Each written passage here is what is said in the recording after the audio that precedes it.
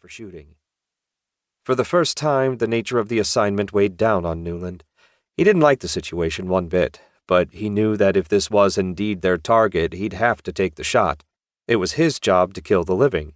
Ford killed the dead. Neuland said, "Please tell me they're plotting something nefarious." "Shit," said Ford. "Shit." "What?" He didn't like the tone of Ford's voice. "There's something else. The party dress?" "Yes." "She's pregnant." Neuland reached out and took the binoculars. The haggard, undead woman's aura was a grayish purple, while the young woman's was a bright purple. "What the hell is this?" said Neuland. "If she's selling her kid, I sure as hell will shoot her." "Yeah, Sir Galahad? And kill the kid too?" "I'm going to keep watching. I want to know exactly what's going on." Neuland was mad now. He knew his distaste for shooting women was hypocritical since they were every bit as capable of evil as men. Worse, not wanting to shoot a mother was the rankest kind of sentimentality. He didn't like having strong emotional responses to these situations. Strong emotions were for the living, like Ford. He could fly into a rage at a moment's notice, and it accomplished nothing. The undead were supposed to be above such things. But here he was, fretting about some stranger selling what, rationally, was hers to sell. Another moment passed, and Ford said, "A necklace." "Not the kid?" "Not the kid." "What kind of necklace?" "Expensive looking.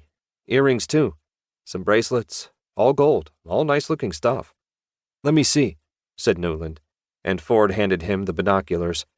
He was right. The undead woman was examining a pile of jewelry in a decorated wooden box that the young woman held out. Neuland handed the binoculars back to Ford and said, "You know what this means." "Of course.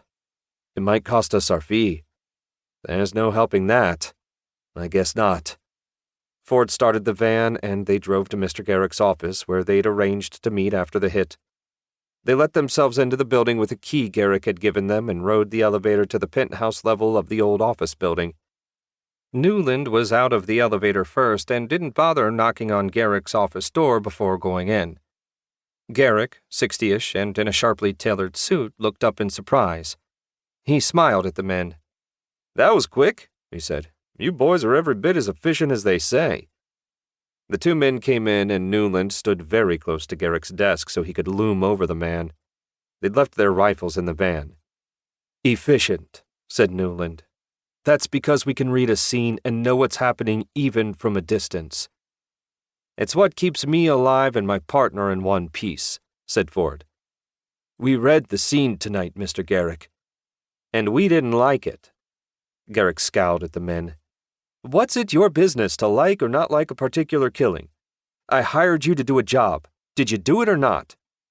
"No," said Ford. "You see, the target was pregnant." "What difference does that make?" said Garrick. "She was selling her personal jewelry," said Ford. "It was in a silly little box, something cheap and gaudy, the kind someone young like her would love." "And?" said Garrick. "It was very expensive jewelry," said Neuland. "Much too expensive for her, considering the quality of her dress. The jewelry might have been hers, but she didn't buy it."